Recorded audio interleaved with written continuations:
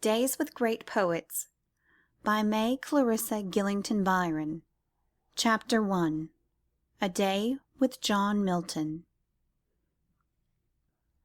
About 4 o'clock on a September morning of 1665, when the sun was not yet shining upon his windows facing the artillery fields, and the autumnal dew lay wet upon his garden leaves, John Milton awoke with his customary punctuality, and, true to his austere and abstemious mode of life, wasted no time over comfortable indolence. He rose and proceeded to dress with the help of his manservant Green, for although he was but 54 years in age, his hands were partially crippled with gout and chalkstones, and his eyes, clear, bright, and blue as they had always been to outward seeming, were both stone blind. Milton still retained much of that personal comeliness which had won him at Cambridge the nickname of Lady of Christ College. His original red and white had now become a uniform pallor. His thick light brown hair, parted at the top and curling richly on his shoulders, no close cropped round head this, was beginning to fade towards grey, but his features were noble and symmetrical. He was well built and well proportioned. He was justified in priding himself upon a personal appearance which he had never neglected or despised. In his own words, he was neither large nor small, at no time had he been considered ugly, and in his youth, with a sword by his side, he had never feared the bravest. Such was the man who now, neatly dressed in black, was led into his study upon the same floor as his bedroom, a small chamber hung with rusty green, and there, seated in a large old elbow chair, received the morning salutations of his 3 daughters. One after another they entered the room, and each bestowed a characteristic greeting upon her father. Anne, the eldest, a handsome girl of 20, was lame, and had a slight impediment in her speech. She bade him good morning with a stammering carelessness, inquired casually as to his night's rest, and stared out of window, palpably bored at the commencement of another monotonous, irksome day. Mary, the second, dark, impetuous, and impatient, was in a state of smouldering rebellion. She addressed him in a tone of almost insolent mock civility. He must needs have been deaf as well as blind, not to detect the unfilial dislike in her words. 10-year-old Deborah, the most affectionate of the 3, ventured to kiss her father, even to stroke the long beautiful hair, and to retie the tassels of his collar. "Mary will read to me this morning," said Milton, gravely inclining his head in acknowledgment of Deborah's attentions. The dark girl, with a mutinous shrug of her shoulders, sat down and began to read aloud, in a hard, uninterested voice, out of the great leather-bound Hebrew Old Testament, which lay upon the table. And not one single sentence did she understand, not one word of what she was reading.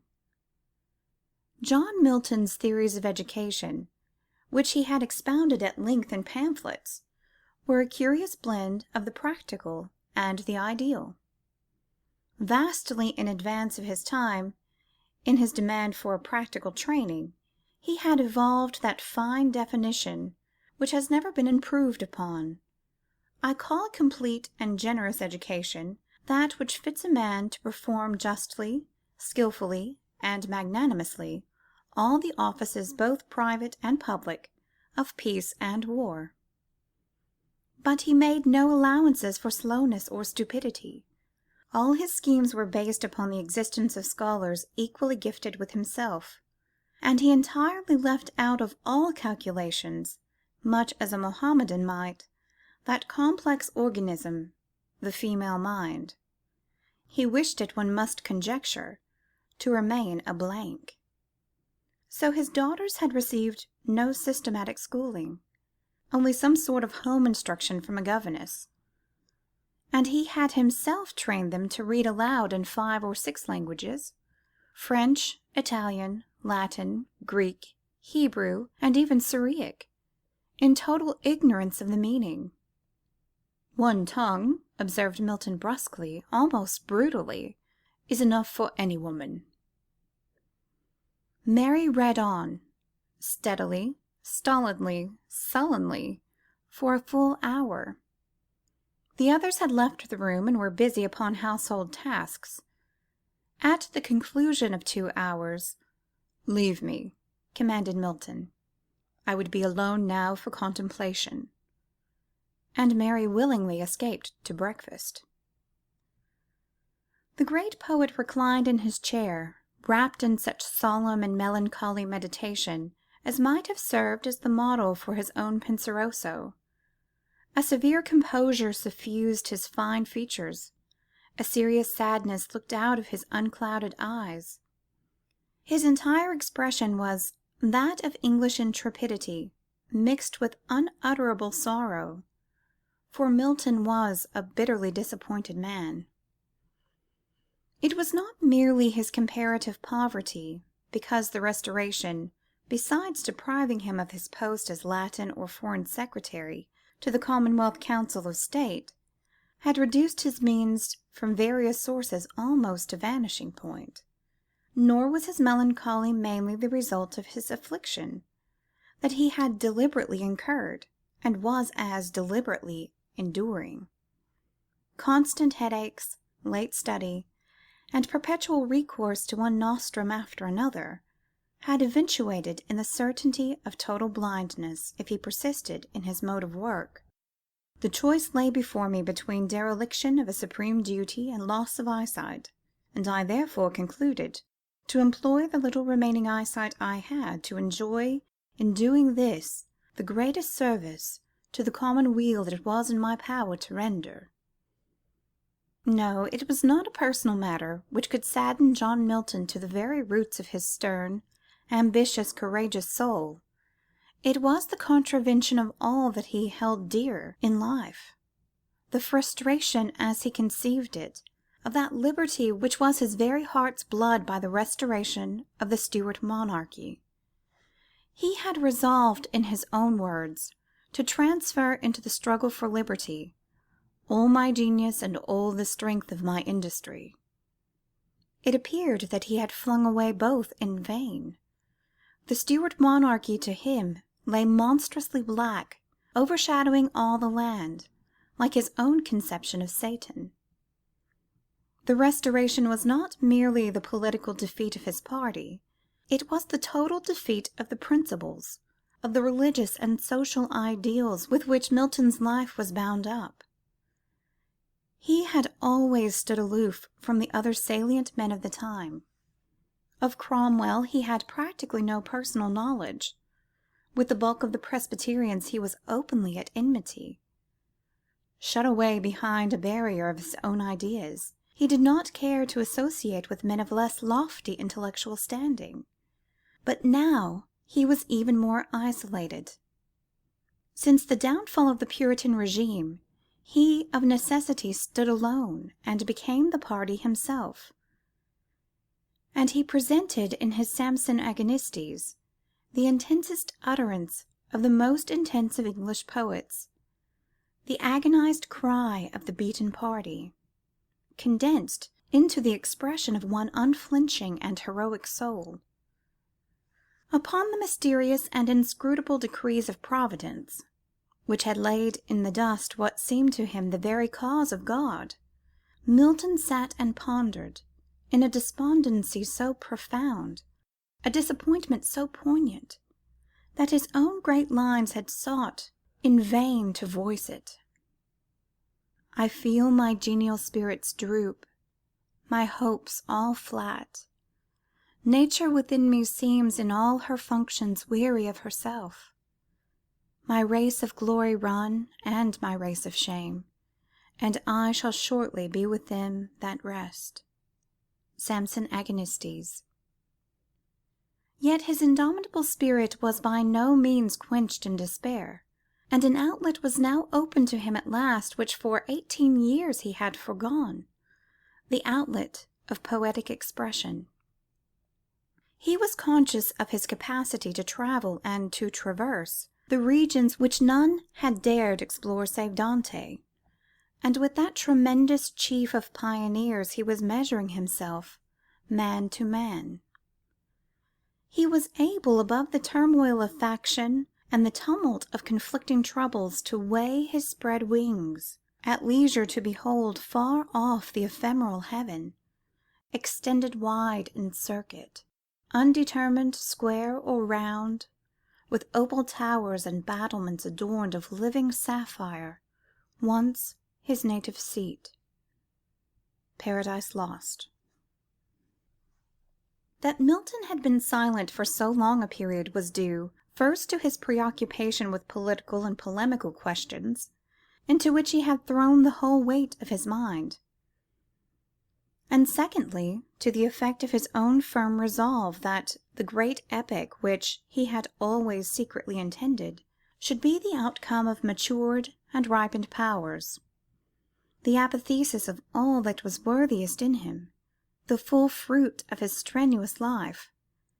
He had long since arrived at that conclusion, never surpassed in its terseness and truth, that true poetry must be simple, sensuous, impassioned, words which might serve as the text and touchstone of art.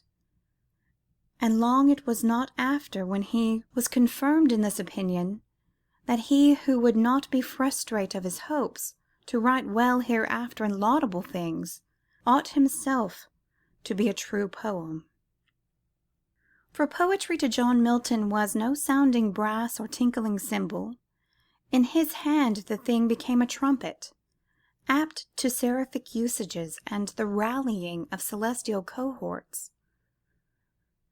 Therefore, when he ceased to touch the tender stops of various quills, that trembled into silence in Lycidas, it was not as one discomfited of his attainment, rather it was as one convinced of a mighty purpose, and patiently awaiting the just time of its fulfilment. The wood notes wild of Comus, the exquisitely stippled genre painting of Allegro and Penseroso, were mere childish attempts compared with that monumental work to which Milton firmly proposed to devote the fruition of his genius. And now, having become a man through mental and physical experience, even more than through the passage of years, he had put away childish things. He had resolved at last upon, and had at last undertaken, the one subject most congenial to his taste, and most suitable to his style and diction. Paradise Lost was the triumphant offspring of his brain. It had sprung like light from chaos. Out of the darkness of poverty, blindness, and defeat, arose the poem which was to set him on the pinnacles of Parnassus. "You make many inquiries as to what I am about," he wrote in bygone years to his old schoolfellow Charles Diodati. "What I am thinking of? Why, with God's help, of immortality. Forgive the word, I only whisper it in your ear. Yes, I am pluming my wings for flight." Nor was this the idle boasting of an egotist, the empty imagination of a dreamer. Consumed by the desire of honour and repute and universal fame seated, as he put it, in the breast of every true scholar, Milton sedulously and assiduously had prepared himself for the achievement of his aims. That he should strictly meditate the thankless muse required a certain self-control. To scorn delights and live laborious days is not the customary delight of a handsome young scholar, expert in swordsmanship as in languages. To equip himself for his self-chosen task, still a misty, undefined prospect in the remotest future, required strenuous and disciplined study, and necessitated his foregoing too frequently the scenes of rustic happiness which he had pictured so charmingly in L'Allegro, absenting himself from the groves and ruins and the beloved village elms, where I too, among rural scenes and remotest forests, seemed as if I could have grown and vegetated through a hidden eternity. And this, though Milton had neither the eye nor the ear of a born nature-lover, was in itself a sufficient deprivation and sacrifice. For beauty appealed to him with a most earnest insistence, and the purer and the more abstract form it took, the more urgent was that appeal. "God has instilled into me, at all events," he declared, "a vehement love of the beautiful. Not with so much labour is Circe said to have sought Persephone, as I am wont, day and night, to search for the idea of the beautiful through all forms and faces of things, and to follow it, leading me on with certain assured traces."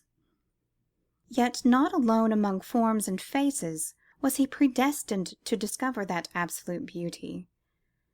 The passionate love of music, so frequently characteristic of a great linguist, which led him into sound worlds as well as sight worlds, was fated to remain with him an incalculable consolation when forms and faces could be no more seen. And into the vocabulary of Paradise Lost, that incomparably rich vocabulary, with its infallible ear for rhythm, for phrase, for magnificent consonantal effects, and the magic of great names that reverberate through open vowels, into this he poured forth his whole sense of beautiful sound, as the wakeful bird sings darkling, and in shadiest covert hid, tunes her nocturnal note.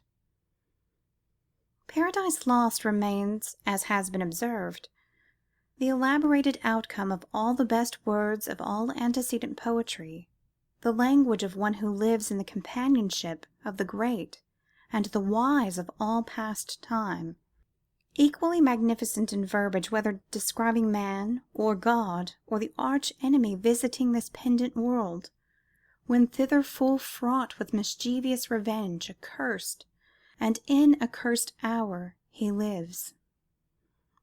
At 7 o'clock the body servant Green re-entered, followed by Mrs. Milton, the poet's third wife, and by Mary Fisher, their maid-servant, bringing in his breakfast, a light, slight repast. Mrs. Milton, née Elizabeth Minshull of Natchwich, was a comely, attractive, capable woman, of a peaceful and agreeable humour, so far at least as her husband was concerned, for she shared the traditional destiny of a stepmother, in not hitting it off with the first wife's daughters. Her golden hair and calm common sense were in striking contrast alike with the dark beauty and petulant spirit of Mary Powell, and with the fragile sweetness of Catherine Woodstock, Milton's former spouses. If she did not in her heart confirm her husband's celebrated theory of the relative position of man and wife, he for God only, she for God and him, which it has been said condenses every fallacy about woman's true relation to her husband and to her Maker, she managed very adroitly to convey an impression of entire acquiescence in the will of her lord, and at least she was entirely adequate as a housewife. Had Milton ever encountered that not impossible she, whom he portrayed in his ideal Eve? Or was this latter a mere visionary abstract of great qualities, to show us how divine a thing a woman may be made? Neither of his three wives, nor yet that very handsome and witty gentlewoman, Miss Davis, to whom he had at one time paid his addresses, conformed to this description. One cannot even conjecture that it was a pasticcio of their respective fine attributes. Mrs. Milton, third of that name, as she bustled and busied herself about the study, was by no means a new Eve. She regarded her husband's ambitions and achievements with that good-natured tolerance so characteristic of the materially minded. Only genius can appreciate genius, and the man who shut himself away from his confrères in scholarship and literature was not likely to unbosom himself to his housewifely provincial wife. The manservant Green, breakfast being concluded, read aloud, or wrote to his master's dictation for some hours. This had formerly been the girls' daily office, but they were revolting more and more. The whole position was becoming untenable, for they resented the presence of their stepmother as much as they disliked the duties which fettered them to their father's side, and forced them to parrot-like feudal drudgery in unknown tongues. To-day, however, Greene was relieved of the task, for which he was manifestly but ill-fitted, by the entrance of Milton's two favourite visitors. No celebrity ever had fewer friends. From all who might have called themselves such, he was separated by hostility of party, rancour of sect, or by that almost repellent isolation of character, to which reference has already been made. When at the highest point of his political fame, he had almost boasted of this splendid isolation. "I have very little acquaintance with those in power, inasmuch as I keep very much to my own house and prefer to do so." At heart a Republican beyond the conception of any Roundhead, cherishing a form of religion so recondite that it could be classed under no heading, since he ignored both public worship and family prayer, having given offence to all and sundry by his outspoken theories upon divorce and divine right, Milton presented to most men a dangerous personality. And most of all now, when the wits of the Restoration ruse could be sharpened upon him, and when the heathen, as he considered them, roistered and ruffled it through the city that had returned to her wallowing in the mire. Yet those who had sat at his feet as pupils retained a singular affection for their former master. For all such young folk as adopted the disciple's attitude, the stern, self-contained man had a very soft spot in his heart. With such he was not only instructive, but genial, almost cheerful, and they alone could move him to the only utterances which were neither solemn, serious, or sad. Chief among his former pupils were those who now made entrance, Henry Lawrence and Cyriac Skinner. It may be guessed, therefore, with what pleasure the blind poet received these loyal and affectionate men. His pensive face became transformed with interest and animation, as with gentle courtesy and unfeigned delight he turned his sightless eyes from one speaker to another. Upon every subject he had a ready flow of easy, colloquial conversation, seasoned with shrewd satire. His deep and musical voice ran up and down the whole gamut of worthy topics. Sometimes he fell into the stately, almost stilted diction of his great prose pamphlets. Sometimes he spoke in racy English vernacular. Sometimes, warming to his subject, he assumed an almost fiery eloquence. But when at 12 o'clock he was escorted downstairs to dinner, in the parlour, the metamorphosis was complete. He was no longer the brooding, introspective man of the early morning, but of one extreme pleasant in his conversation, almost merry in society so congenial, the life of the party, abstinent but not ascetic, having a healthy human enjoyment of the dishes set before him. "These are the victuals most to my liking," he observed as he ate, "being sensible, and withal of no great cost. For that which is of great rarity or richness, and must be procured with care or toil, hath no temptation for me." "I always do my best, Mr. Milton," replied his wife, "that you shall be well satisfied, and methinks to-day I have hit your taste right fairly." "God have mercy, Betty," said Milton, regarding her with an air of kindly tolerance. "I see thou wilt perform according to thy promise in providing me such dishes as I think fit while I live, and when I die, thou knowest I have left thee all." Here Anne, Mary, and Deborah sat up very straight, and directed looks of fury and astonishment towards their stepmother. "Talk not o' dying, in God's name, man," responded the embarrassed Betty.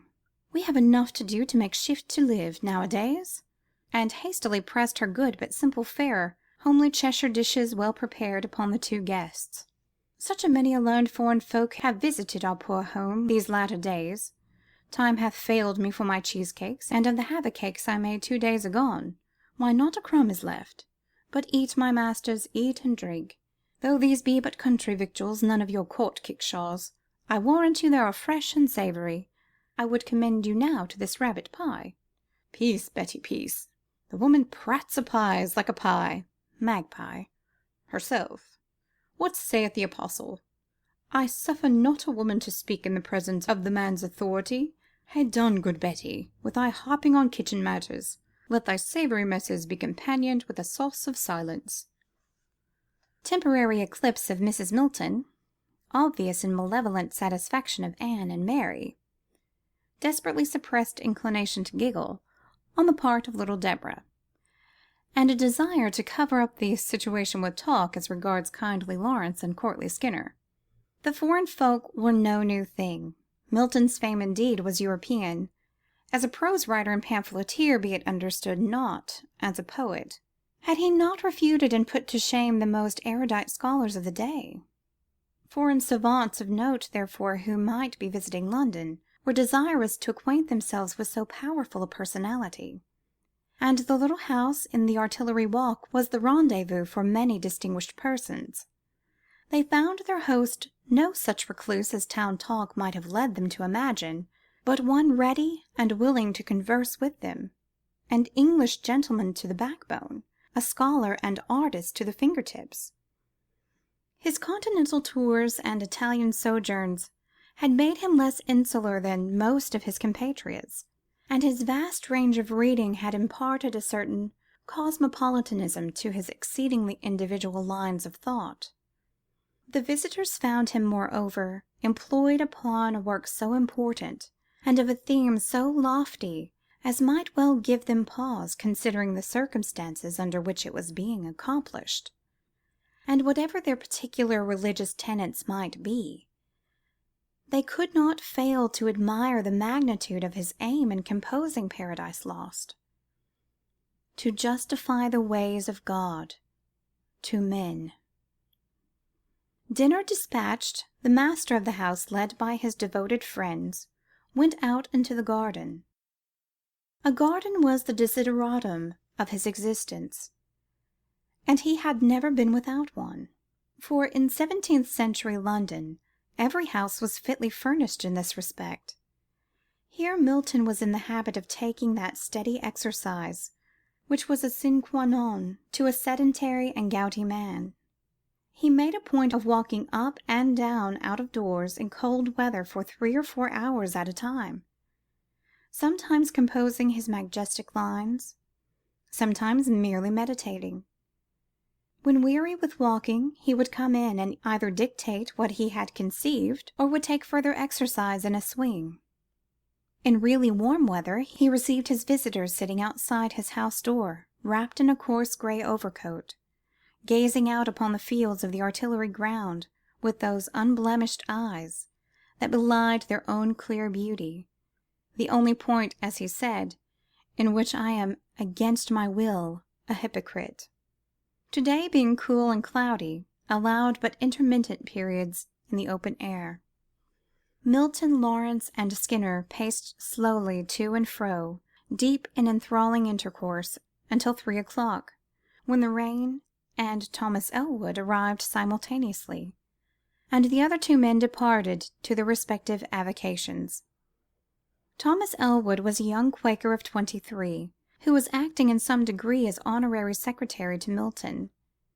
Himself of a defective education, and having been expelled from his father's house on account of his religious opinions, he was only too glad to take a lodging in the neighbourhood, and by reading aloud to Milton every afternoon, acquire an amount of information and a variety of learning which by no other means could have been obtained.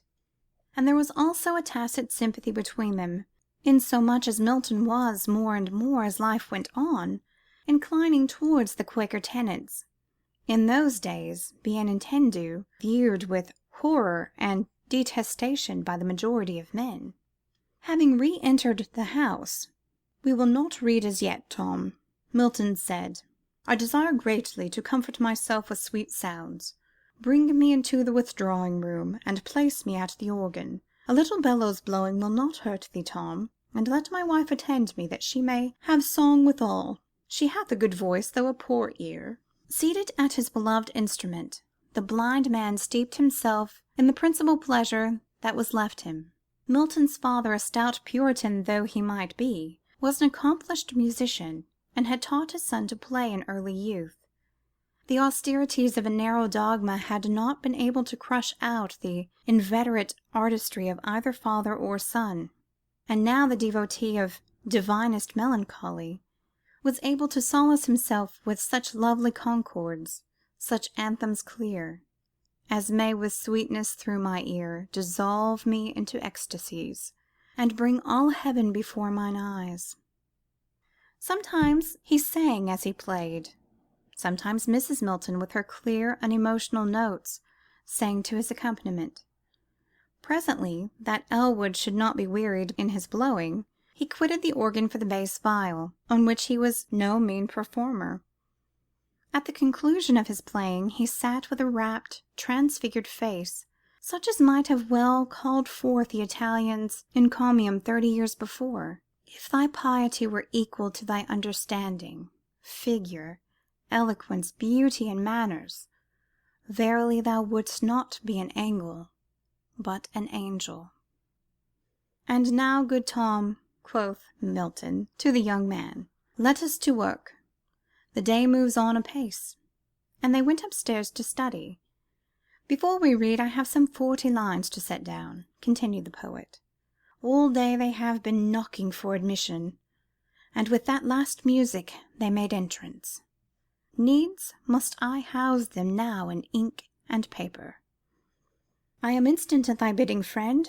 And Elwood seated himself with dutiful alacrity at the table, Milton placing himself obliquely athwart his elbow chair, with one leg thrown across the arm, dictated 40 lines almost in a breath. They burst from him, as it would seem, in a stream no longer to be restrained. Gently, gently, good sir, exclaimed Elwood. Slow-witted and slow-fingered I may be, but I cannot keep pace with thee. A grim smile hovered over Milton's lips. Out of practice, Tom, he replied indulgently. It is a long while since I required this service at thy hands. From the autumnal to the vernal equinox, as I have told thee, my muse lies dumb, and silent as the moon, when she deserts the night, hid in her vacant interlunal cave. But now the winter is overpast, the singing of birds is heard in our land, and she too awakes and sings. With the vernal equinox my thoughts now flow free as Helicon. Then with slow and deliberate diction he repeated the lines once more, and having had them read aloud to him, he compressed, condensed, concentrated every thought and phrase, and reduced them to 20. There is more to come? Queried Elwood, his quill poised, ready to write. No more. Not one word more at present, replied Milton, sighing as though somewhat exhausted. No more, not one word more at present, replied Milton, sighing as though somewhat exhausted. His inspiration was entirely intermittent, and sometimes he would lie awake at night, trying, but without success, to complete one single line to his liking. They please me not wholly, these lines, he continued. Much remains to be done before I set them down to be changed no more. Not every man would say so, replied Elwood. The learning and the erudition whereof these few lines alone give witness would supply many with just cause for boasting throughout a lifetime. Milton shook his head. Pomp and ostentation of reading, he remarks, is admired among the vulgar, but in matters of religion he is learnedest who is plainest. Yet, Mr. Milton, these hath the reputation of such scope and range of wisdom as the greatest scholar in Europe might fitly envy. To me, I confess, in my poor unlettered ignorance, it is not conceivable in what manner they acquired so great and witty powers. I gathered them not of my own strength, said Milton, but they were mine for the asking and endeavour, and any man may obtain them in the like fashion. I ceased not, nor will cease, in devout prayer to the Holy Spirit, that can enrich with all utterance and knowledge, and send out his seraphim with the hallowed fire of his altar, to touch and purify the lips of whom he pleases, To this must be added select reading, and steady observation, and insight into all seemly and generous acts and affairs. And now, good Tom, to reading." Elwood took up the Latin author which he was at present engaged upon, and proceeded with it. Whenever the preternaturally acute ear of Milton detected, by Elwood's intonation, that he did not quite understand a sentence, he would stop him, examine him, and elucidate the difficult passage. By and by, "You will find a saying very similar to that," he observed, "in Virgil, his fourth Eclogue. Fetch the book down, and let us hear what the Mantuan hath written therein." Elwood searched along the bookshelves, but to no avail. "Friend," said he, "thy Virgil is no longer here. Yesterday I handled it myself. To-day it is vanished. So is the Lucretius." A frown contracted Milton's splendid brow. "These womenkind," he muttered like a rambling thunder, "they are verily the root of all evil. Bid me hither my wife and daughters, and Mary Fisher the maid moreover." The first and the last, being summoned, arrived in all haste, and disavowed any knowledge of the missing books. Anne and Mary Milton, it appeared, were gone out marketing, but little Deborah, being strictly cross-examined, confessed that she had seen Sister Anne carrying books away from the study last night when her father had retired. The wherewithal for marketing was easily obtained in this way. Milton groaned in his ineptitude. "How have I deserved this treacherous dealing at their hands?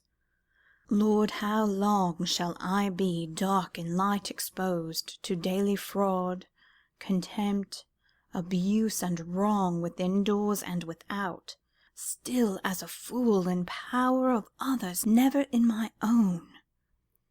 Samson Agonistes.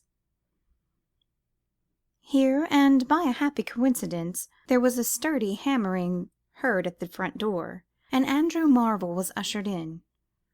"I am out of my due time," said he, "for it is not yet gone 6.